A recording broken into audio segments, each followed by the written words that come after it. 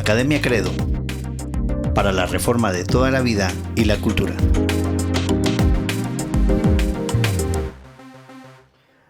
Hola, ¿qué tal? ¿Cómo están? Nuevamente, bienvenidos a este podcast de Academia Credo en nuestra serie Pensando con Claridad en un Mundo Torcido. Seguimos con esta dinámica y hay tanto que hablar, como ya lo han visto.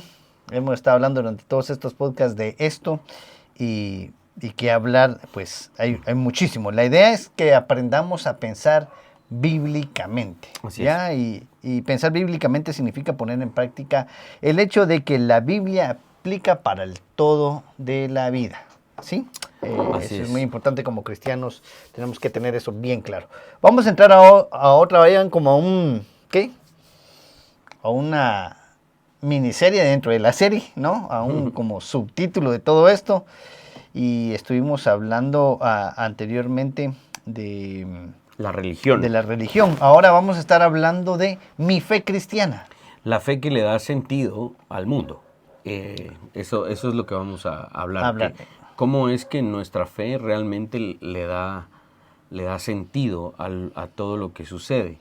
Realmente podemos hacer sentido de lo que sucede en el mundo a partir de nuestra fe. Si no fuese por nuestra fe cristiana, realmente no podríamos hacer sentido. Claro, y aquí sí viene para que nosotros tengamos claros, hermanos, y no nos dejemos amedrentar por aquellas frases, ¿va? Que el cristianismo tiene la culpa de todo, que la fe cristiana tiene esto, la religión es el opio de los pueblos. Todavía, hoy en día, todavía se cita eso. Todavía tiene esa frase, hombre, no, todavía, ya no, hombre, o sea, eso ya pasó. Ya pasó. No, sí, hombre, no tiene sentido. De hecho, el que cita eso es porque, mejor no digamos nada.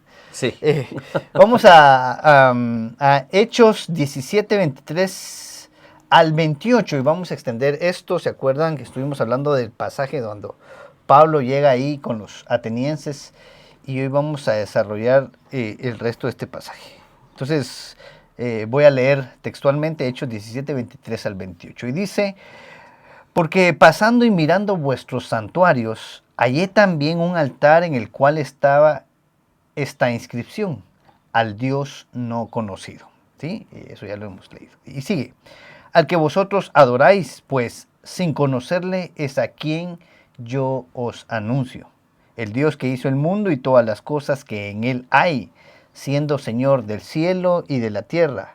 No habita en templos hechos por manos humanas, ni es honrado por manos de hombres, como si necesitase de algo, pues él es quien da a todos vida y aliento y a todas las cosas. Y de una sangre ha hecho todo el linaje de los hombres, para que habiten sobre toda la faz de la tierra, y les ha prefijado el orden de los tiempos y los límites de su habitación, para que busquen a Dios, si en alguna manera, palpando, puedan hallarle, aunque ciertamente no está lejos de cada uno de nosotros, porque en él vivimos y nos movemos y somos, como algunos de vuestros propios poetas también han dicho, porque el linaje suyo somos.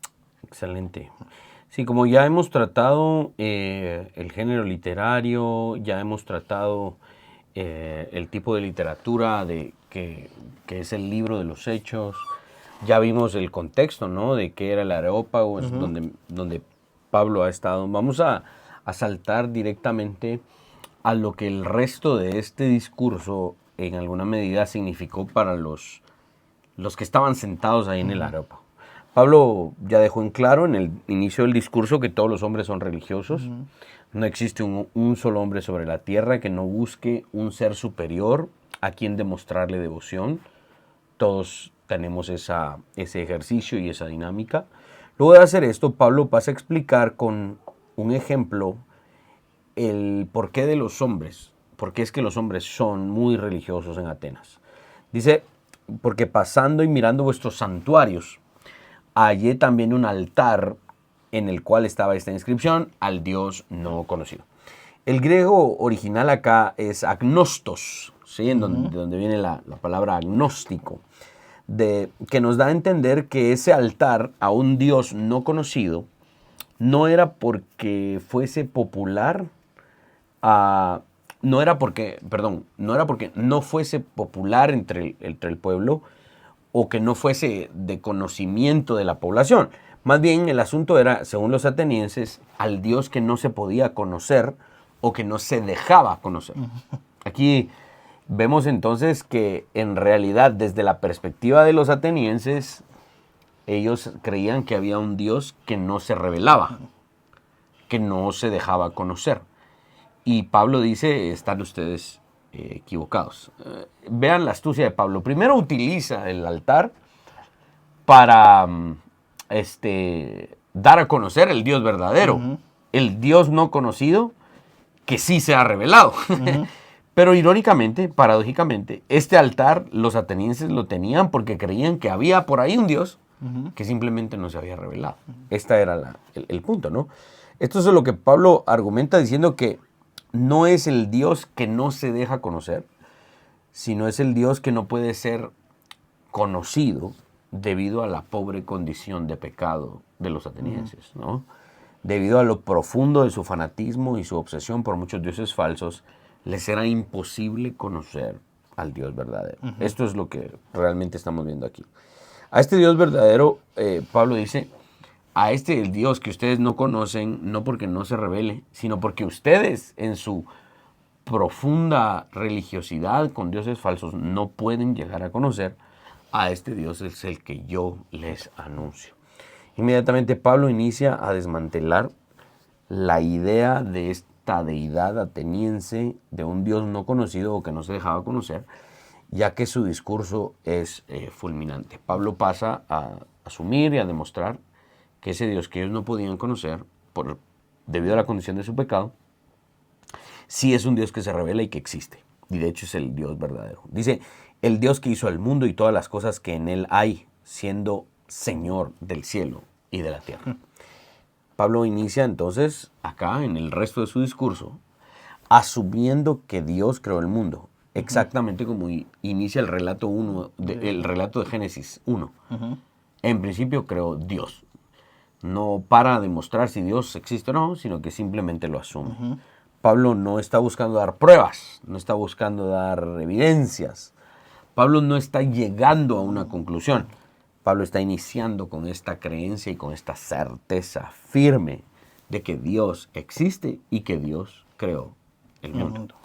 Pablo ahora avanza hacia la destrucción de la idea de un templo o santuario de adoración de algún Dios. Dice que este Dios verdadero no habita en templos hechos por manos humanas, ni es honrado por manos de hombres, como si necesitase de algo, pues Él es quien da vida a todos y aliento a todas las cosas. Pablo está insinuando que el simple hecho de que un Dios necesite un templo o un santuario para ser adorado es suficiente para saber que entonces no es un Dios verdadero, ¿sí? Claramente Pablo destruye esta idea y por consiguiente está destruyendo un gran pilar de la cultura ateniense, que era pues el negocio básicamente, ¿no? De ir a visitar estos santuarios, ¿no? Donde pues básicamente se beneficiaban ciertas personas de la religión. Nuestra opinión es que este es uno de los puntos medulares del discurso de Pablo. El doctor Gary DeMar escribe lo siguiente: el punto de Pablo es que Dios es ese observador externo, quien se ha revelado a nosotros en su palabra y en la persona de Jesús. ¿Sí? Es este observador a quien no se le escapa nada, ¿no? Y quien sí se ha revelado. Sí.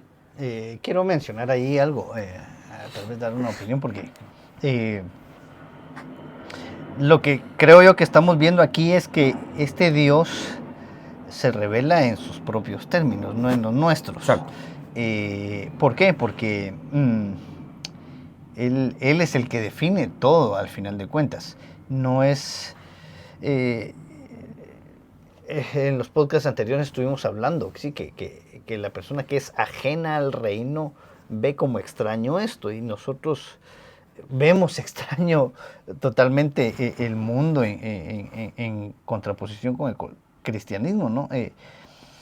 Entonces aquí yo lo que veo es que ese Dios se revela en sus propios términos como Él quiere. Debemos de entender a Dios como Él Él se manifiesta. Y obviamente aquí entiendo que hay mucho de qué hablar por medio del Espíritu Santo, Él nos convence de pecado y todo eso, ¿no? Así conocemos a Dios, pero lo que quiero es, nosotros no vamos a poder entender a Dios con los parámetros que el mundo da.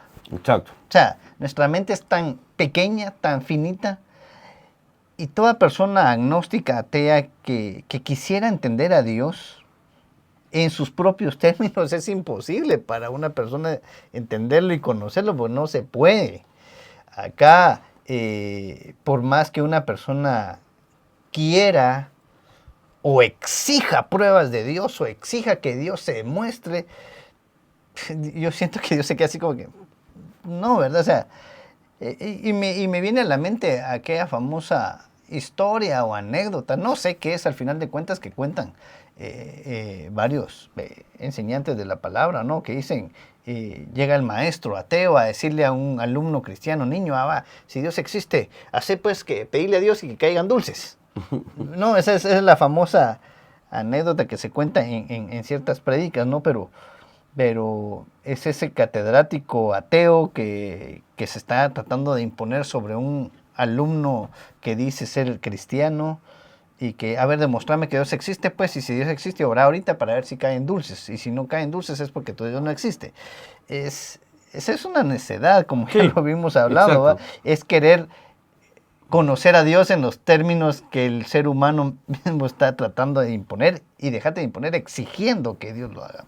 Entonces, creo que es un buen punto para que entendamos que Dios ya se reveló en sus propios términos. No Sí, esto es bien importante porque por eso nosotros somos muy, abogamos mucho por el tema de la teología bíblica. Porque la teología bíblica es ese tipo de teología que es la demostración de un tema central de la Biblia en sus propios términos. ¿Y por qué? Porque si Él es Dios, no se va a someter a los términos de, ¿verdad? Porque no hay nadie superior a Él. Entonces, cuando Él se revela en sus propios términos. Somos nosotros los que debemos ajustarnos, alinearnos a sus términos, no al contrario. Y la culpa siempre reside en el ser humano, nunca en Dios. Entonces, este es un buen punto.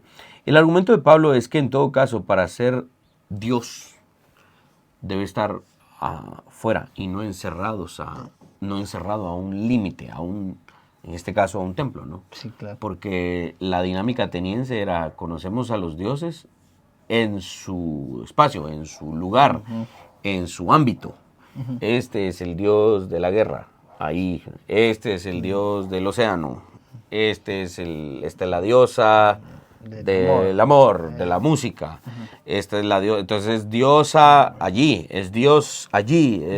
Y tiene la dinámica del panteón griego era sus límites.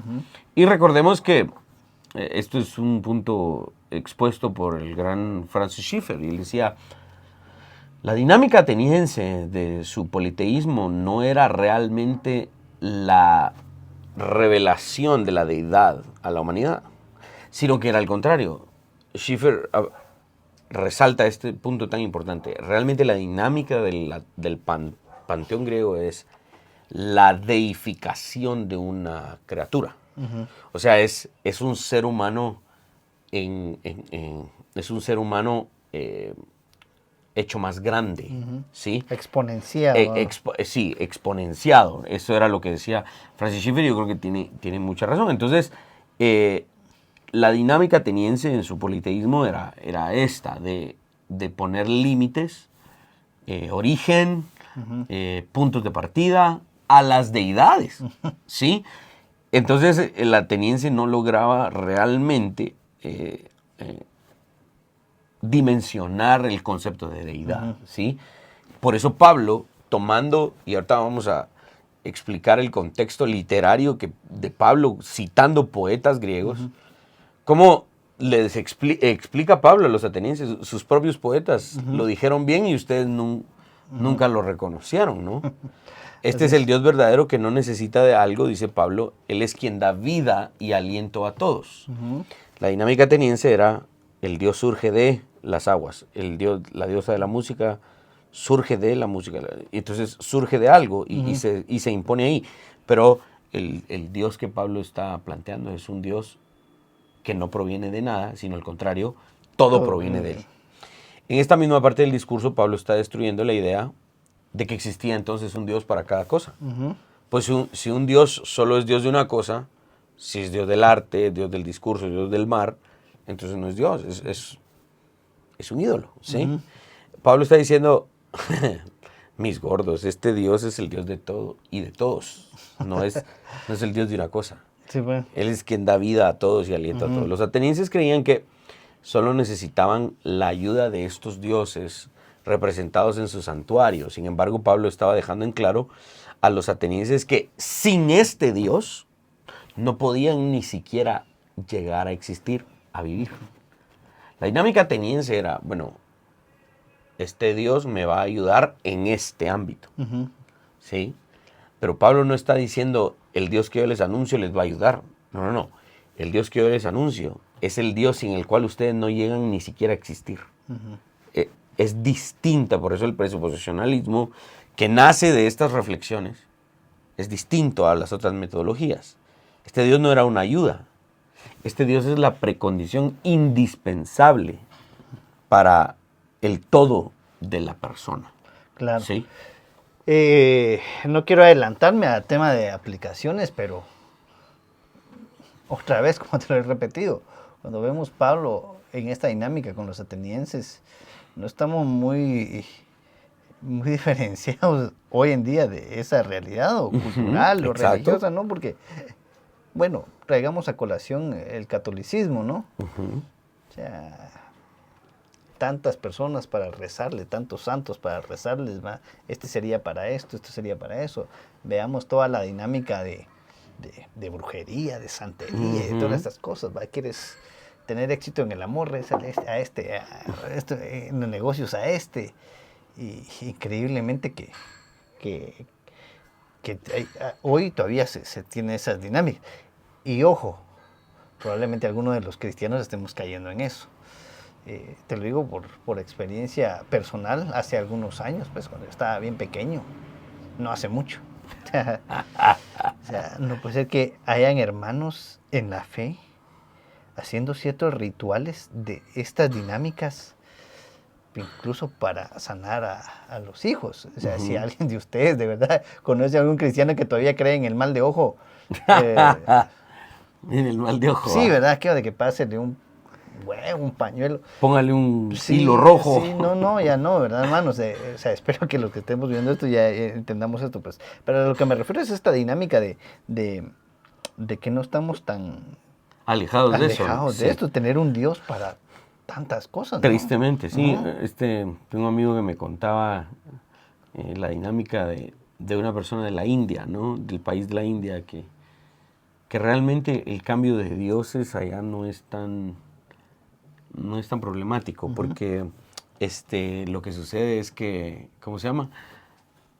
Ellos van al mercado y compran un dios y lo ponen en el carro o lo llevan y esperan que les ayude a esto o lo otro. No funciona, lo tiran y van a comprar otro. Y hacen eso hasta que a uno les funciona. Este ha de ser. Esa es tristemente a nosotros aquí nos parece esto como de verdad tan ajeno, porque por la gracia y la misericordia de Dios hemos visto otra faceta de la teología y hemos entendido a Dios en sus propios términos. Dios no es una ayuda al ser humano. Claro, el salmista lo pone como nuestro ayudador y todo lo demás, pero es un contexto distinto. O sea, es quien, en efecto, nuestro ayudador, y hay que entender ese contexto de ayudador cuando un soldado estaba herido de muerte y estaba a punto de morir y llegaba alguien a rescatarlo y en medio de toda la adversidad sí se le ayudó. Sí, es una imagen que nos ayuda a entender un poco más a Dios, pero Pablo estaba diciendo, en este contexto está diciendo, este Dios no es una simple ayuda. El Dios que yo les planteo es el Dios del cual venimos y sin el cual no podemos existir. Y aquí Pablo va a utilizar la misma literatura ateniense, griega, para explicar esto. ¿Sí? Pablo avanza a explicar de dónde venimos todos los seres humanos.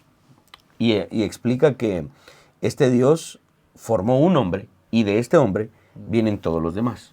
Otra versión dice, de un hombre formó todas las naciones de la tierra. Aquí dice, de una sangre venimos todos, pero aquí dice, de un hombre formó todas las naciones de la tierra. De nuevo Pablo atacando estos conceptos, ya que las ideas sobre los asuntos ya estaban en el ambiente, ¿no? Por ejemplo, aquí vamos a empezar a mencionar un poco de la cultura griega y su teología, básicamente. Aristóteles había reflexionado acerca de que la vida se originó de forma espontánea a partir de la materia inanimada. Esa es la raíz del pensamiento ateo hoy, ¿no? Es la raíz del pensamiento básicamente ateo. Otro escritor llamado Hesiodo dijo que el primer ente que existió fue el caos.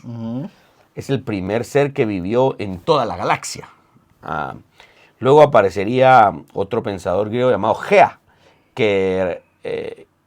otro personaje llamado Gea, quien representaba la tierra. Luego Tártaro, quien representaba el infierno, y luego Eros, que representaba el amor. Decían que Eros nació de la nada por ser necesario para que la primera generación iniciara su reproducción. Y nos seguimos porque ya ustedes saben hasta dónde son capaces esas teorías llegando para negar la existencia de Dios, el Dios que Pablo predicaba y que nosotros predicamos hoy todavía. Ahora, luego de explicar el origen de la raza humana, Pablo pasa a explicar que estos humanos creados tienen un límite y tienen un propósito. Sigue diciendo el pasaje, y les ha prefijado a los hombres el orden de los tiempos y los límites de su habitación para que busquen a Dios, si en alguna manera, palpando, puedan hallarle, aunque ciertamente no está lejos de cada uno de nosotros. En cierta manera, los primeros capítulos de la institución de la religión cristiana de Juan Calvino tienen que ver con esto que Pablo dice, ya que Juan Calvino desarrolla su tesis sobre el conocimiento de Dios. Juan Calvino lo hace en términos de teología sistemática, diciendo que es necesario primero el conocimiento de Dios para poder llegar al conocimiento propio como persona. Juan Calvino lo dice en términos de teología sistemática, pero aquí le vamos a dar un sentido apologético, si lo quieren ver así, que finalmente también sistemático no está totalmente separado de la apologética, pero es necesario en primer lugar el conocimiento de Dios para que el hombre pueda llegar a conocerse a sí mismo y que el hombre pueda llegar a conocer su propósito en la tierra. Y aquí conectamos con lo que dijimos que era el tema. Nuestra fe es necesaria para hacer sentido de nuestro ambiente, de nuestro lugar de desarrollo, de nuestra historia. Aquí es inevitable, porque ahorita me recordé precisamente esto. Un historiador cristiano de apellido Singer, por la década de los 60s o 70s, en la Asociación Estadounidense de Historia Humana. Es una serie de conferencias, los principales historiadores de las universidades más prestigiosas de los Estados Unidos se reúnen, dan conferencias, etcétera, etcétera, etcétera. En uno de esos tiempos en donde los maestros se juntan a hablar y a tomar café en una de las salas donde están ahí, este historiador de apellido Singer, quien es creyente, no sé si todavía está vivo, él pregunta a los principales historiadores de Estados Unidos, ¿por qué estudiamos la historia? ¿Cuál es el propósito de estudiar la historia? Y él escribe, Singer, que se asombró que la conclusión de esa conversación entre las principales mentes más brillantes del estudio de la historia en Estados Unidos, la conclusión fue que no hay propósito realmente para estudiar la historia. De verdad, la historia no tiene propósito, sino es por medio de los lentes de la fe. Me gusta mucho cómo define el doctor Stephen Ottolini la historia. Él dice, la historia humana finalmente es la realización de la providencia de Dios. Entonces nosotros finalmente podemos hacer sentido de la historia. Nosotros podemos decir, sí, ¿por qué sucedió el Tercer Reich con Hitler?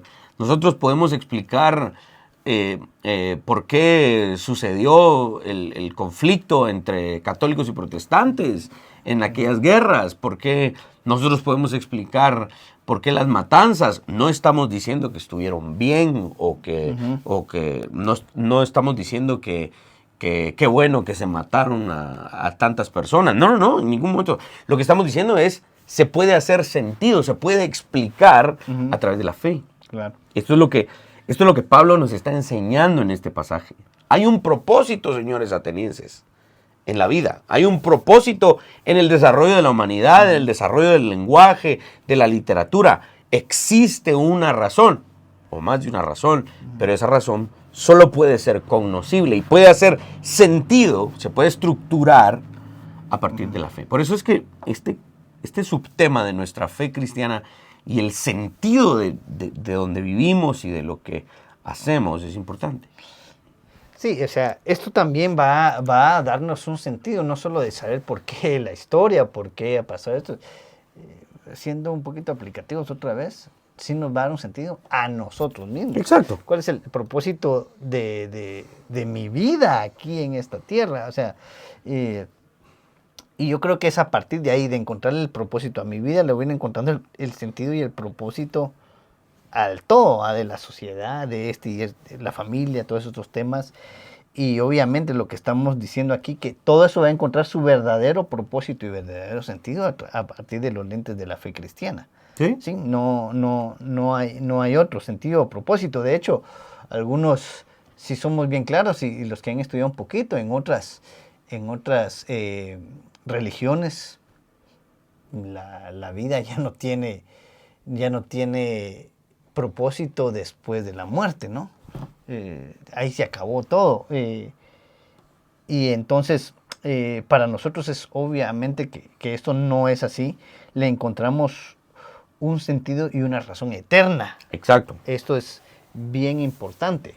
Lo que hacemos acá en esta tierra, lo que vivimos acá, no es solo para que nos quedemos aquí el día que nos moramos, sino que tenemos una confianza y una certeza de que aquí tiene que ver algo con un propósito eterno, ¿no? Sí, creo que la próxima serie, estoy tentado de verdad que tenemos un estudio ya escrito de 18 sesiones sobre el tema de la providencia. Creo que sería un buen estudio para realizar podcast. Pablo enseña en este discurso que estamos estudiando que aunque este Dios es quien inicia todas las cosas, no se separa de su creación, no deja a su suerte a la creación. Aquí Pablo está debatiendo como que Pablo ya sabía que iba a existir lo que llamamos el deísmo, ¿no? Que grandes pensadores que hoy todavía se citan como fundadores de la nación de Estados Unidos llegaban a estas conclusiones de que sí, reconocemos que hay un Dios, pero que dejó todo a su suerte. No sabemos dónde está. Aunque ciertamente, dice Pablo, no está lejos de cada uno de nosotros. En esta frase vemos lo que se conoce como la doctrina de la inmanencia de Dios. Dios es trascendente, es decir, que está fuera, más allá de su creación, pero al mismo tiempo es inmanente, que está inmerso y relacionado con su creación. Aunque Dios es más que su creación, no está separado de su creación. Siempre hubo alguna forma en la que Dios se relacionó con su creación. Nosotros creemos que esa forma de relación fue por medio del pacto. El pacto es ese elemento de enlace entre Dios y el orden creado. Y creemos que finalmente Jesucristo es el pacto encarnado, como lo dice Jeremías y también lo dice la carta a los Hebreos. Te pondré por pacto. Tú eres, de ti viene la sangre del pacto eterno. Es Jesús quien en su encarnación nos ayuda a entender de manera perfecta la doctrina de la inmanencia de Dios. Dios no está lejos de su creación. Sí, y aquí claramente hay que hacer esta acotación, esta aclaración. Es el que hace todo esto es Dios mismo, ¿no? Exacto. Para no dejarnos. Exacto. Nosotros, en algún sentido, como lo vemos en la diferencia con toda la cultura griega, con toda esta religiosidad griega, nosotros estamos viendo que el que hace todo esto es ese Dios trascendente, ese Dios que está afuera, ¿no? Y que Dios no es un superhombre como lo veía la cultura Exacto. griega, ¿va? No es un superhombre que el hombre se haya inventado, porque si no existe este Dios, el hombre terminaba inventándose otro. Este Dios es el que hace todo, al final de cuentas. Cuando dice Pablo, cabal, en esta frase que donde lo deja claro, es bien conocida para todos los cristianos, en Él vivimos y en Él nos movemos y en Él somos. Exacto, y exacto. todo esto es porque Él lo hace, Él lo provoca, no es porque nosotros seamos merecedores, no es porque nosotros seamos buenos, no es porque nosotros nos lo hayamos inventado. Es una aclaración otra vez importante que tenemos que tener de por qué este Dios realmente es trascendente. Porque Él está fuera de todos nosotros y nosotros somos los que, gracias a su misericordia, a su favor y los que hemos venido al conocimiento del Evangelio, los que hemos venido a su reino, lo hemos alcanzado porque Él ha hecho todo. Amén. Y eso da a luz nuestra metodología apologética. Otra vez, finalmente razonamos porque Él es la precondición de nuestro razonamiento. Concluimos porque Él es nuestra conclusión. Claro. Razonamos por misericordia, por gracia. Y si Él en un acto de juicio quita nuestro razonamiento, como lo hizo con Nabucodonosor, Él tiene el poder para hacerlo. Es decir, otra vez, como lo dice Eddie, Él lo ha hecho todo.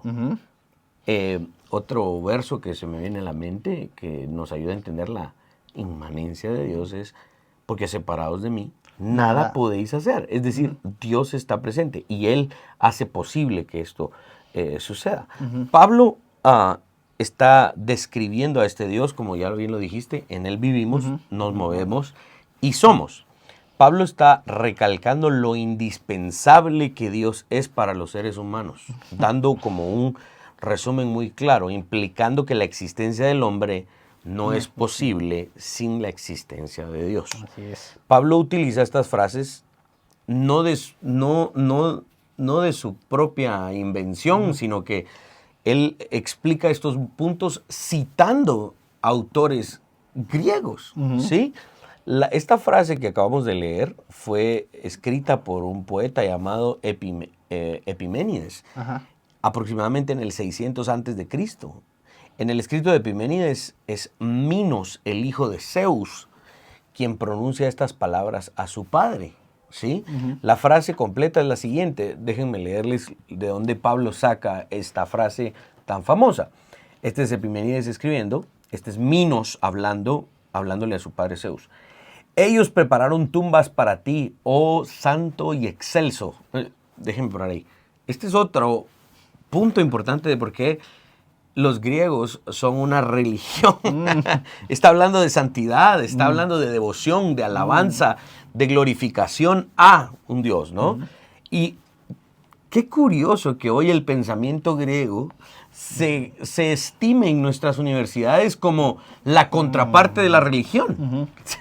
Es de verdad inconsistente, porque el pensamiento griego es religioso por naturaleza. Eminentemente, sí. Vemos religioso.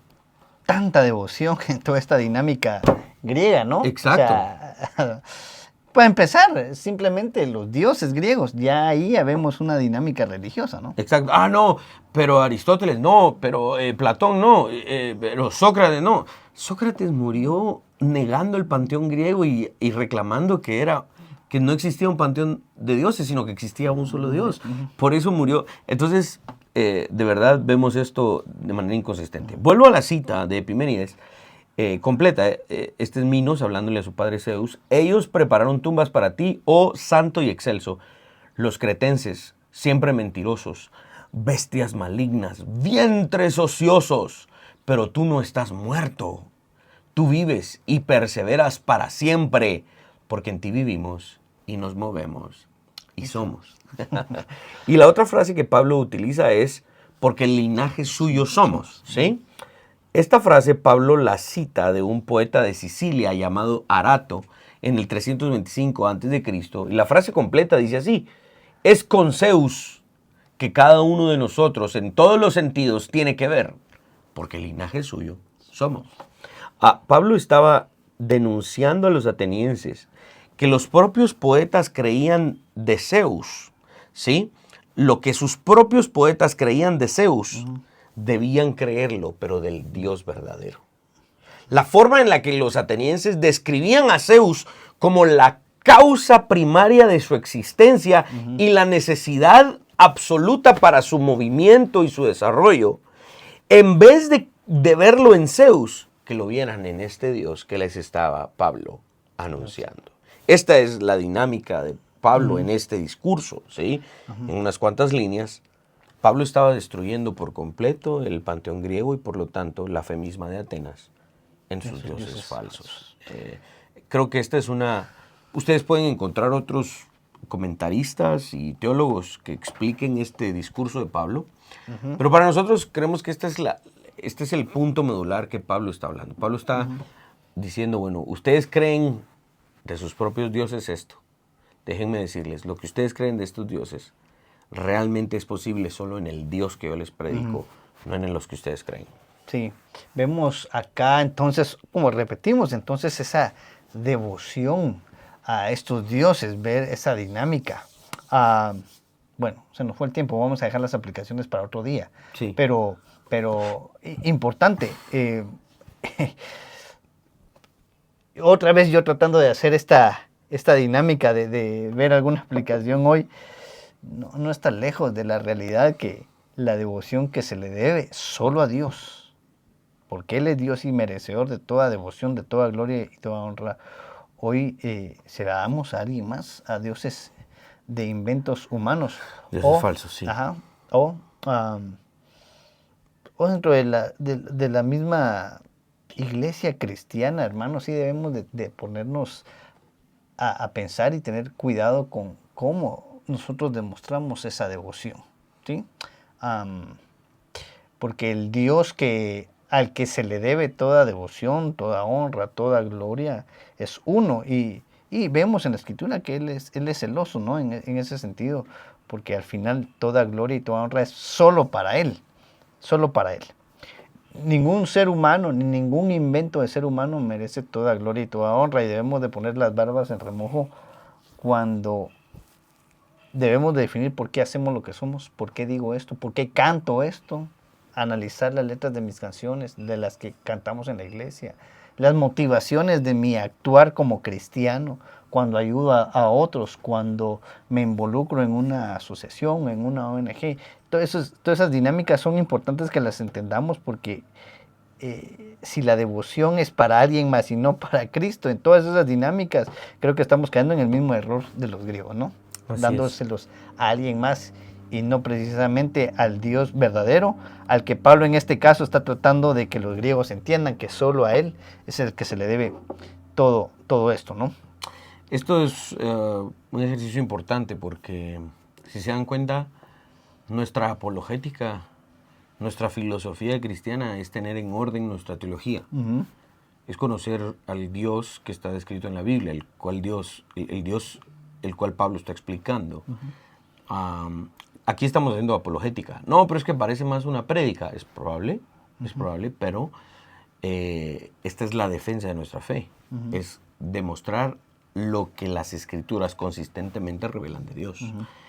Y el ejercicio va a ser el mismo en nuestros oponentes, pero les anunciamos, va a ser un ejercicio inefectivo e infructuoso, porque lo que estamos demostrando es que la fe cristiana tiene consistencia.